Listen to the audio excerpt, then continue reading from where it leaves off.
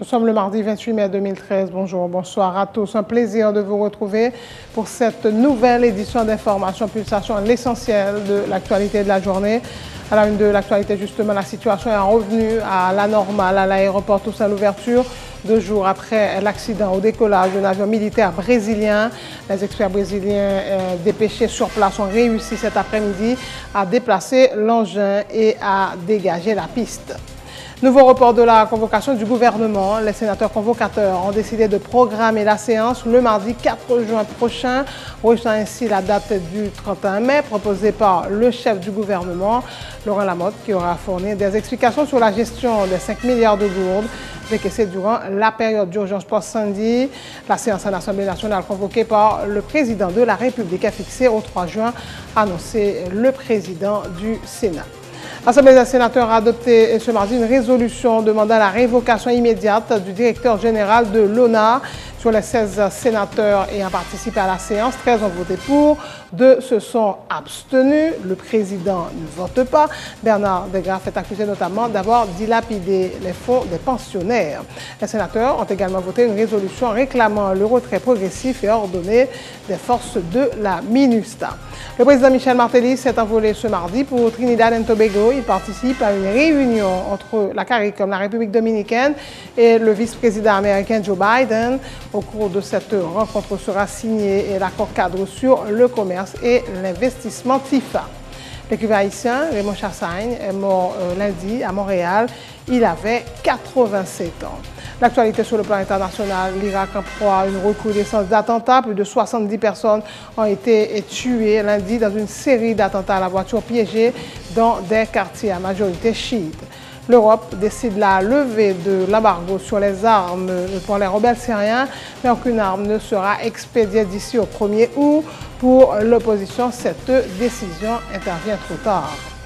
En sport, malgré une belle résistance du Belge David Goffin, le numéro 1 mondial, Novak Djokovic a passé sans encombre le premier tour à Roland-Garros. Au second tour, le Serbe affrontera l'Argentin Guido Pella.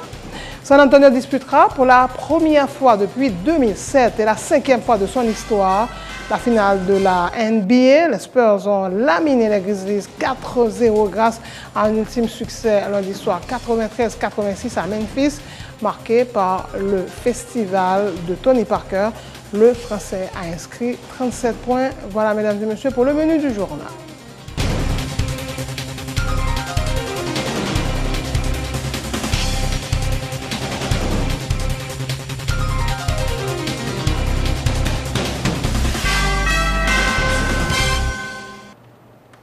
Merci de votre fidélité. Bienvenue dans ce journal. Nouveau report de la convocation du gouvernement. Les sénateurs convocateurs ont décidé de programmer la séance le mardi 4 juin prochain, rejetant ainsi la date du 31 mai proposée par le chef du gouvernement. La séance en Assemblée nationale, convoquée par le président de la République, Michel Martelly, est fixée au 3 juin, a indiqué le président du Sénat. Laurent Salvador Lamotte aura à fournir des explications sur la gestion des 5 milliards de gourdes décaissées durant la période d'urgence post-Sandy. Suivez un extrait des déclarations du président du Sénat, de Simon Dera. Nous avons des dispositions qui la correspondance à l'expédier aujourd'hui même. Mardi 4 juin, 10h AM. Il a le travail de 8h du matin. Et le bureau, normalement. Les gars doivent dire 8h AM. 10h AM. Pour question de convocation de l'Assemblée nationale qui est faite midi, et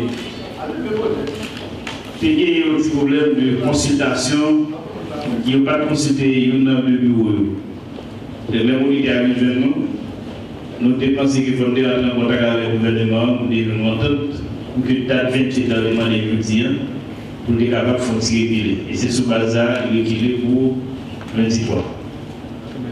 Donc, c'est la convocation d'abord. Et je ne vais pas faire le pizza là, même dans ce honorable sénateur, pas ni conditionner, ni faire déclaration publique encore qu'il y a boycotté à l'Assemblée nationale. On n'a pas ce droit. Le bras de fer engagé entre l'exécutif et le législatif risque fort de déboucher sur l'interpellation du gouvernement. Selon la secrétaire générale du RDNP, Winad Maniga, fait remarquer que les relations entre les deux pouvoirs se détériorent de jour en jour. L'ancienne candidate à la présidence ne voit pas de bon œil la décision du président Michel Martelly de convoquer une assemblée nationale à l'extraordinaire le jour même où le Premier ministre était convoqué au Sénat alors qu'il a décidé de reporter sa convocation, suscitant la colère de plusieurs parlementaires. Une situation qui a développé depuis quelque temps de relations exécrables entre l'exécutif là avec le législatif. Maintenant, soit fait convocation. On connaît que gagner trois manières où Parlement, Chambre ou bien Sénat, ils ont contact avec l'exécutif là. On n'est pas d'accord pour bagarrer. Il y a l'invitation, il y a la convocation et il y a l'interpellation. Invité à y faire déjà. Et Parlement et le Premier ministre là, ministre de la là, il a fait une convocation qui est au grade plus élevé. Ce qui signifie que effectivement, il n'est pas capable, par le Premier ministre là, avec l'émission, pas capable de dire nous pas venir. Vous voyez que ce soir, le 31 mai, il y a un troisième stade là qui est l'interpellation.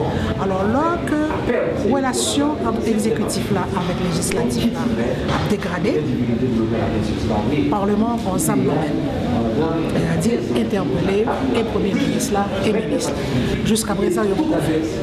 Mais il y a une autre complication, c'est que ce n'est quand même pas par hasard que le président de la République l'a choisi jeudi, mardi 28, pour les convoquer pour Assemblée nationale extraordinaire.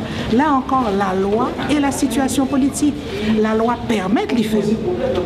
Mais cependant, la politique, pour la bonne marche des relations entre les deux, tu dois demander pour éviter coïncidence. De côté, il y a le Premier ministre qui dit qu'il venir ou même pour convoquer. Et d'après ça va prendre, il y a l'Assemblée nationale jeudi, parce que le parlementaire dit, eh bien, dans cette condition, l'Assemblée nationale n'est-ce pas une déclaration à la guerre? Ils sont guerre qui déclarent, c'est évident. Et tous les deux, ils ont dans le Parlement, il y a une arme très forte, c'est ça, l'interpellation. Si ils ont interpellé le Premier ministre là, à ce moment-là, ce n'est pas seulement parler pour parler, il faut qu'il aboutisse à un vote. Si c'est la Chambre des députés qui t'a interpellé, on va être sûr qu'on va jouer une majorité pour bailler le Premier ministre là un vote de censure. Si c'est Sénat, il y a peut-être un risque. Tout dépend du rapport des forces à l'intérieur du Sénat. Et le président de la Convention des partis politiques estime lui aussi que l'interpellation du Premier ministre paraît de plus en plus imminente. Winad Delpé rappelle que le chef du gouvernement a déjà boudé 3 invitations du Parlement avant de renvoyer une convocation initialement prévue. Ce mardi, la démocratie demande que l'exécutif rende des comptes de la gestion des fonds mis à sa disposition et le Parlement est en droit de réclamer des explications, ajoute Winad Delpé. Nous voulons faire démocratie. Nous voulons faire vraiment que tout pouvoir rende compte, selon sa constitution dit, le gain de bagaille qui fait, qui pas de fait, si pas des sanctions qui pour prendre et puis quitter bagaille à la dérive parce que une majorité qui m'arrête pile, qui m'arrête dans le pied de majorité dans le Parlement, qui m'arrête dans le pied de l'exécutif là. Et puis, tout vous me dites, tout ça fait, et puis tout le monde était passif à regarder dégradation ça, et me trouve que ça n'est pas bon pour la santé pays. D'ailleurs, son pays qui est déjà occupé, qui est en dégradation, son état qui finit effondré, son minimum qu'a fait là pour si n'a qu'un pays sacré pour qu'un pays, en attendant pour une baguette arriver dans le fond, pour nous si n'a qu'à remonter à la surface. Donc, dans ce sens, moi, je crois que le Parlement, à travers le Sénat, puisque c'est lui-même qui est capable de travail, puisque le Parlement ou bien la Chambre des députés est en vacances. Donc, nous croyons que vous faites travailler. Et d'après ça, le sénateur Steven Benoît dit, le gouvernement dit aéroport international Kaila à 85% presque fini. Il dit aéroport international Lille Vacha à 80% presque fini. Alors que tout le monde qui a regardé, pas même un coup de pelle qui qu'on fait en d'ailleurs ni dans l'aéroport Kaila ni dans l'aéroport Lila Vacha. Si nous prenons deux exemples ça de conclusion, donc ça montre que si c'est ça le gouvernement dit, alors que les faits prouvent le contraire. Nous n'avons pas besoin de midi à 14h pour nous comprendre qui ça va passer. On imagine que le Parlement, le Sénat a convoqué, interpellé le Premier ministre, le gouvernement, il y a un vote de censure, l'avenir des élections, vous voyez comment? Bon, pratiquement, un gouvernement et élection, une fois décrété par l'exécutif, particulièrement le président de la République, c'est bon CEP qui va organiser. Donc, CEP n'est pas lié à président, d'autant plus que, en attendant que dont l'autre Premier ministre qui ratifie, qui monte, le pays n'a pas le faire même pour ça. Donc, on va poser que dans la liquidation des affaires courantes, bien, tout ça qui est pour faire. Après, donc, pour organiser l'élection, c'est sécurité seulement. Ça va fragiliser un peu plus cela? Pour moi-même, s'il fragilise, le fragilise déjà. C'est pas on renvoie au Premier ministre qui a fait que si l'élection doit être faite, non, fin année après. L'Assemblée des sénateurs a adopté ce mardi une résolution demandant la mise à pied et immédiatement du directeur général de l'Office national d'assurance vieillesse, de l'ONA donc. Sur les 16 sénateurs ayant participé à la séance, 13 ont voté pour, 2 se sont abstenus. Le président ne vote pas. Bernard Degraff est accusé notamment d'avoir dilapidé les fonds des pensionnaires. La résolution sera acheminée à l'exécutif pour les suites que de droit. Maxime Roumer est le président de la commission Affaires sociales du Sénat. Article 1er. Les mesures suivantes sont recommandées aux fins de rétablir une gestion saine et transparente au sein de l'Office national d'assurance vieillesse. Article 1-1. Le licenciement immédiat de l'actuel directeur général Bernard Degraff pour insuffisance professionnelle, charge de corruption, violation flagrante de la Constitution et de la loi de l'accomplissement de sa fonction à la tête de l'ONA. 1-2. La nomination des responsables intérimaires pour gérer l'ONA. La suspension immédiate de toute activité ou opération financière illégale et non avenue engagée par l'ancienne administration, en attendant d'autres mesures disciplinaires et pénales à prendre en fonction des résultats de l'audit, des enquêtes et des recommandations de la Cour supérieure des comptes, du contentieux administratif et de l'ULCC. Article 2.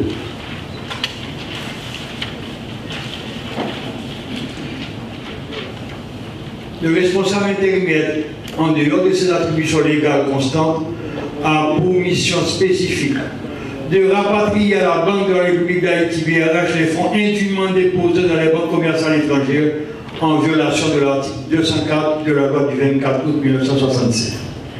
Bloquer toute sortie de fonds programmés en dehors des dépenses de fonctionnement de l'institution et de celles destinées aux missions légalement reconnues à l'ONA, et ce, dans le strict respect des articles 76, 145 à 147 de la loi du 17 mai 2005 sur l'administration centrale de l'État. Prendre toute autre disposition garantissant le fonctionnement régulier de l'ONA. Article 3.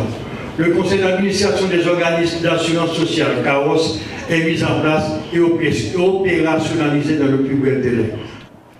Autre point de l'actualité, l'Institut national pour la démocratie et l'assistance des partis politiques, IDEA, a organisé ce mardi à Port-au-Prince un atelier de travail avec des responsables d'organisations politiques en vue de faire des propositions et recommandations au collège électoral dans la perspective de l'élaboration de la loi électorale. Ces propositions seront soumises sous peu au CTCEP, selon la directrice de l'IDEA, Marie-Laurence Josselin-Lassec, soulignant l'importance que les partis politiques participent à l'élaboration d'une loi électorale consensuelle avec également la participation de la société civile.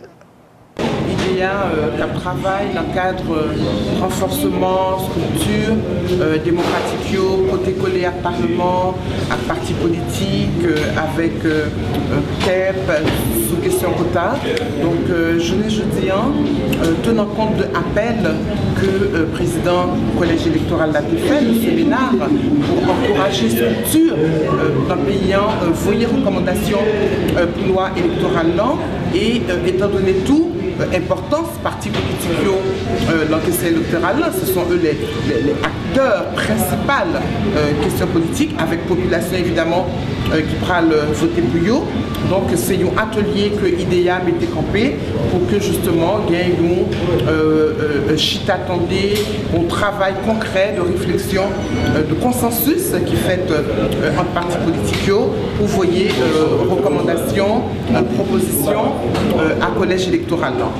La question c'est quoi? C'est que essayer tout ça qui était posé problème lors des dernières élections, tout ça qui était dans le dernier loi électorale et qui était posé des difficultés pour que loi électorale votée par le Parlement, son loi consensuelle, son loi côté partis politiques, société civile, etc., sentio à l'aise pour que justement le parti au prenne l'élection ne pas connaître qu'au départ une loi qui bat au problème. Donc parti à travail la semaine prochaine, on aura un autre atelier sur la loi sur les partis politiques. Mais aujourd'hui, tant que nous dit, parti a planché ensemble sous justement loi électorale pour que vous arriviez à joindre un consensus, pour que vous voyez des recommandations au plus tôt à collège électoral. Le président Michel Martelly s'est envolé ce mardi pour Trinidad et Tobago. Il participe à une réunion entre la CARICOM, la République dominicaine, et le vice-président américain Joe Biden. Au cours de cette rencontre sera signé l'accord cadre sur le commerce et l'investissement. TIFA, le chef de l'État, sera de retour ce mercredi, informe le bureau de communication de la présidence. Autre nouvelle, le journaliste Ernst Edouard à l'aventure d'Imolo Scott n'a pas répondu à l'invitation du commissaire du gouvernement de Port-au-Prince ce mardi. Cette affaire représentée par son avocat, maître Auguste Aricidas. Imolo Scott fait l'objet d'une plainte de la part du directeur général de la douane pour usurpation de titres et faux en écriture publique. Une deuxième invitation sera acheminée au journaliste, a dit maître Lucman Delil. Je vous informe que M. Moloscott s'est fait briller par son absence. Son avocat est venu avec une requête pour prendre connaissance du dossier. Donc, comme vous avez pu constater, M. Moloscott ne s'est pas présenté. Donc, on va lancer une deuxième comparution et pour l'aventure NS dit Moloscott. Plusieurs chefs d'accusation et premièrement, association de malfaiteurs, usurpation de titres, usage de faux en écriture et publique, et ensuite détention d'armes et donner des autorisations à des particuliers des gens et pour porter des armes à feu et de manière illégale. De ces plusieurs chefs d'accusation. Le parquet a reçu une plainte de manière formelle, en bonne et due forme, et émanant de la Direction Générale des Douanes, AGD, et Fresnel Jean-Baptiste. En général, c'est ça qui est une requête avocat et Moloscott. Bon, pour dire que son client est empêché, il ne peut pas se présenter aujourd'hui, donc voilà. Dans le deuxième mandat, on va exiger comparution Moloscott. Ah, mais c'est certain. Donc, on va lancer une deuxième. Hein? Le cas, il n'est pas venu. Pas venu. Après le deuxième mandat, c'est pas de question, mon cher. Est-ce qu'il va venir encore? Je pense qu'il va venir. On va tester sa bonne foi, de toute façon. Maître Aricidas Auguste, l'un des avocats de Moloscott, affirme avoir pris connaissance du dossier. Il a évoqué un problème de santé pour justifier l'absence de son client et a donné la garantie qu'il répondra à la prochaine invitation du parquet de Port-au-Prince. On peut accuser quelqu'un de tout sauver, mais c'est un droit qu'il a également de se défendre. Donc jusqu'à présent, on est encore à la phase préliminaire. C'est-à-dire, c'est examen fait ou pas le faire. Est-ce que fait ça consistant? Est-ce que fait ça répondre à disposition légale? Est-ce qu'il y a lieu maintenant pour le commissaire du gouvernement de mettre l'action publique en mouvement, qui n'est pas obligatoirement arrestation? moloscote, parce que au cas mettre action publique en mouvement, sans qu'on pas procéder à l'arrestation maintenant. Donc maintenant, nous déposons des requêtes nous devant le commissaire du gouvernement. Nous allons préparer le dossier nous en bonne et due forme et puis nous prétendons une nouvelle invitation pour nous présenter. Est-ce que ça veut dire qu'on peut une éventuelle arrestation du moloscote? Pas dire ça, pas pour dire ça, mettre là. Ou qu'on est quelqu'un soit ça ou accusé, on est présumé innocent. Peur pour qui ça? Il est présumé innocent jusqu'à ce qu'un tribunal déclare le contraire. Donc, on est prêt à faire face. Nous, nous tentons déclaration directeur général, nous, plainte déposée, nous, faire reprocher. Donc, nous allons préparer. Nous avons venu en bonne et due forme devant le commissaire gouvernement pour nous répondre à tout fait ça. Jusqu'à présent, ce sont des faits. Rien ne dit que ces faits sont ou seront consistants. L'aime venir avec l'autre fait pas tout en tant qu'avocat. Qui ça a empêché le venir jeudi à même? Raison de santé. Mais c'est sûr qu'après. Il ne se porte pas trop bien. Le gouvernement dit la décès un deuxième mandat, donc fois ça faut le venir. En deuxième invitation. Parce que jusqu'à présent, nous sommes à la phase de l'enquête préliminaire. Venir déposer en plainte pour vous. Il y a des faits reprochés. Attribution commissaire gouvernement, il faut examiner faire ça. Pour regarder est-ce que fait ça consistant, est-ce que fait ça répond à disposition légale, et pour regarder tout, est-ce que les cas mettent action publique en mouvement, est-ce que pas un obstacle tout à la mise en action de l'action publique. Et bien, notre deuxième invitation, donc, le commissaire gouvernement tient à ce que faut le venir. La venir, nous sommes notifiés commissaire gouvernement ça, mis à part l'empêchement pour le venir jeudi, eh bien, il est prêt, disposé et disponible à répondre à toutes les réquisitions de la justice. Le directeur exécutif du Réseau national de défense des droits de l'homme, Pierre Espérance, a été élu lundi secrétaire général de la Fédération internationale des ligues des droits de l'homme lors du 38e congrès de l'organisation à Istanbul en Turquie. Le nouveau président de la FIDH est l'Iranien Karim Lahidji. Il succède à Souhaïr Belhassan. Il est à noter que la FIDH a 4 secrétaires généraux, dont l'haïtien Pierre Espérance et le belge Dan Van Rem. Donc, à l'occasion de son 38e congrès, la FIDH s'est renforcée, passant de 164 à 178 organisations membres. Le congrès a par ailleurs adopté 26 résolutions concernant notamment le Mali, la Syrie, la Malaisie, Cuba, la Russie et la Turquie. On vous le disait en titre, la situation est revenue à la normale à l'aéroport Toussaint. L'ouverture 2 jours après l'accident au décollage d'un avion militaire brésilien. Les experts brésiliens dépêchés sur place ont réussi cet après-midi à déplacer l'engin et à dégager la piste. Il est à noter que depuis dimanche soir, American Airlines avait décidé d'annuler tous ses vols en raison de la situation. Nous vous proposons d'écouter tour à tour Luis Guilherme Nascentes da Silva, le chargé d'affaires à l'ambassade du Brésil en Haïti, et le directeur général de l'AAN, Pierre-André Laguerre.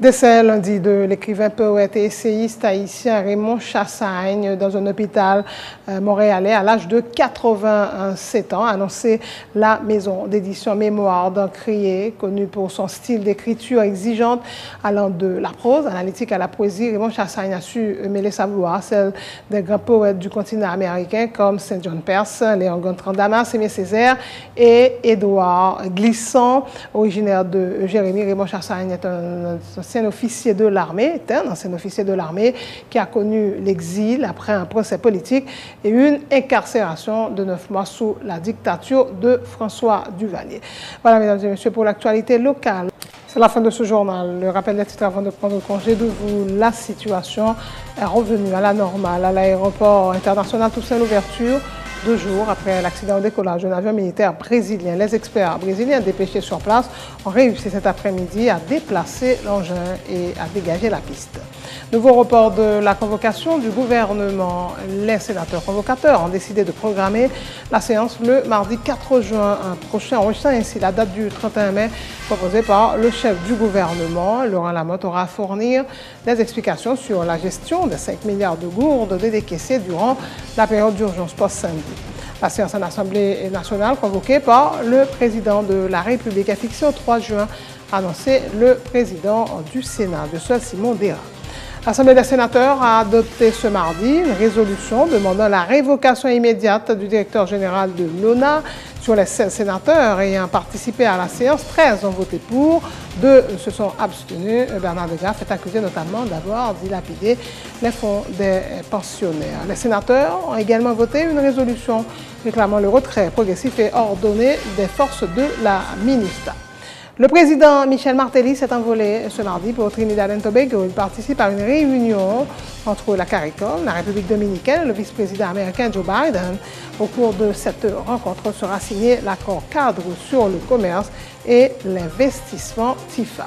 L'écrivain haïtien Raymond Chassagne est mort lundi à Montréal. Il avait 87 ans. L'actualité sur le plan international, l'Irak en proie à une recrudescence d'attentats. Plus de 70 personnes ont été tuées lundi dans une série d'attentats à la voiture piégée dans des quartiers à majorité chiite. L'Europe décide la levée de l'embargo sur les armes pour les rebelles syriens, mais aucune arme ne sera expédiée d'ici au 1er août. Pour l'opposition, cette décision intervient trop tard. En sport, malgré une belle résistance du Belge, David Goffin, le numéro 1 mondial Novak Djokovic, a passé sans encombre le premier tour à Roland-Garros. Au second tour, le Serbe affrontera l'Argentin Guido Pella. San Antonio disputera pour la première fois depuis 2007 et la 5e fois de son histoire la finale de la NBA. Les Spurs ont laminé les Grizzlies 4-0 grâce à un ultime succès lundi soir 93-86 à Memphis, marqué par le festival de Tony Parker. Le Français a inscrit 37 points. Merci de votre fidélité. Excellente suite de programme sur Télé Pluriel.